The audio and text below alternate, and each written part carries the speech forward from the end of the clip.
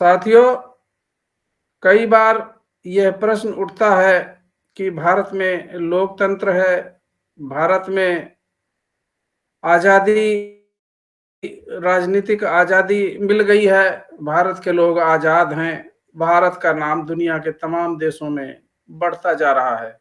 मगर दूसरी तरफ इसी भारत के समाज में आज भी एक बहुत बड़े वर्ग के साथ डिस्क्रिमिनेशन, उसके साथ भेदभाव, उसके साथ गैर बराबरी आज भी जारी है। समाज के विभिन्न क्षेत्र में, चाहे सामाजिक, आर्थिक, राजनीतिक, सांस्कृतिक, हर क्षेत्र में उसके साथ जो विषमता है वो जारी है, आज भी जारी है। उसका कारण यह है कि जो भारत की व्यवस्था है मनुवाद से कभी मुक्त हुई ही नहीं।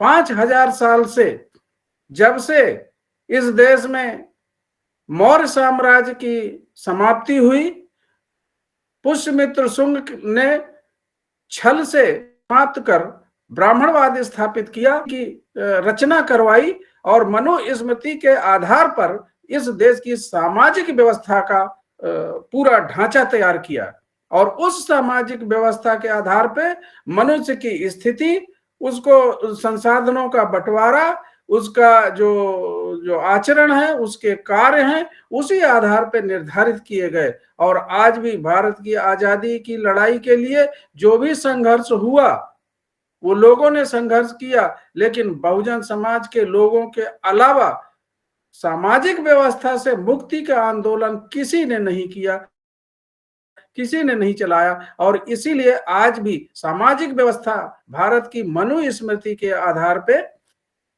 आज भी चल रही है।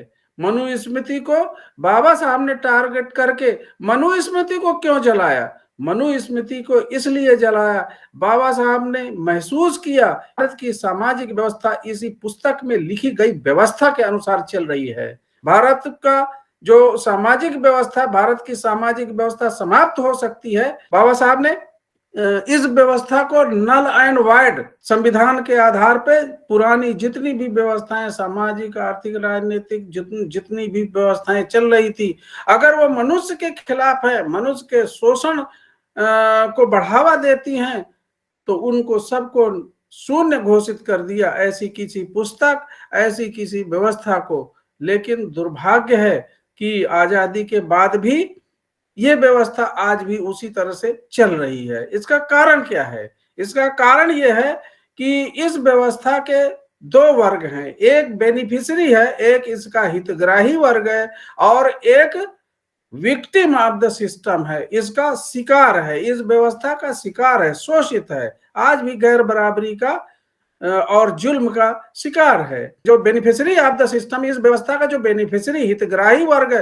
वो कभी नहीं चाहेगा ये व्यवस्था खत्म हो, क्योंकि उस जो व्यवस्था में लोग इस मनुवादी व्यवस्था के कारण जो हितग्राही वर्ग है इस समाज में केवल 15% है, लेकिन वो देश के संसाधनों पे, देश के तमाम संस्थानों पर, शासन पर, कार्यपालिका, न्यायपालिका, वित्तीय क्षेत्र को छोड़ के 90% से अधिक संख्या में वो आज भी काबिज है। तो हर जगह जहां उसका 90% या कहीं कहीं 100%, जैसे सांस्कृतिक क्षेत्र में हिस्सा है, तो वो क्यों चाहेगा कि ये मनुवाद खत्म हो, मनुवाद की मूर्तियां हटे? वो क्यों चाहेगा? वहां पे जो बैठने वाले लोग हैं व्यवस्थापिका, कार्यपालिका में, न्यायपालिका में, वो इसी सिस्टम से गवर्न है, इसी सिस्टम को मानने वाले हैं, वो बेनिफिशियरी ऑफ द सिस्टम है।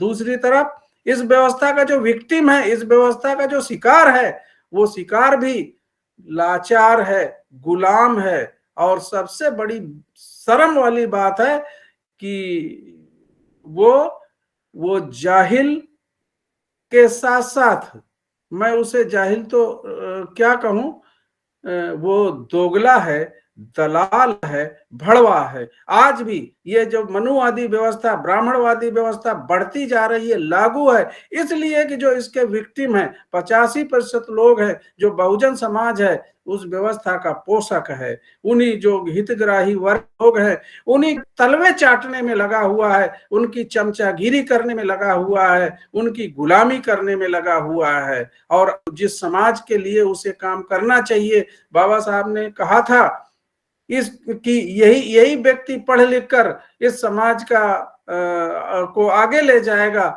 लेकिन बड़े बड़े शर्म के साथ कहना पड़ता है कि ये तथाकथित अम्बेडकरवादी लोग, बुद्धिस्ट लोग मनुवादी व्यवस्था को, ब्राह्मणवादी व्यवस्था को ढो रहे हैं। इसलिए मनुवाद और ब्राह्मणवाद हर क्षेत्र में जिसे नष्ट करता है, जिसे खत्म करता है। लेकिन भारत के लोकतंत्र और भारत के संविधान पर ये ग्रहण लगा हुआ है। ये कभी ये विक्टिम ऑफ द सिस्टम, इसे उन्होंने तो केवल जलाया था। ये 85% लोग इसको दफन कर सकते हैं कि कभी ये नीचे से निकल नहीं पाए। अगर ये लोग एक बार एकजुट हो जाएं, ये लोग बहुजन मूवमेंट को समझ के और बहुजन मूवमेंट को अपने हाथ में लेके इस देश में संविधानिक व्यवस्था, लोकतंत्र, भारत का संविधान, बहुजन समाज में जन्मे संतों गुरुओं के इस मूवमेंट को लागू कर सकते हैं, उनके सपने को साकार कर सकते हैं। जय भीम, नमो बुद्धाय, नमस्कार।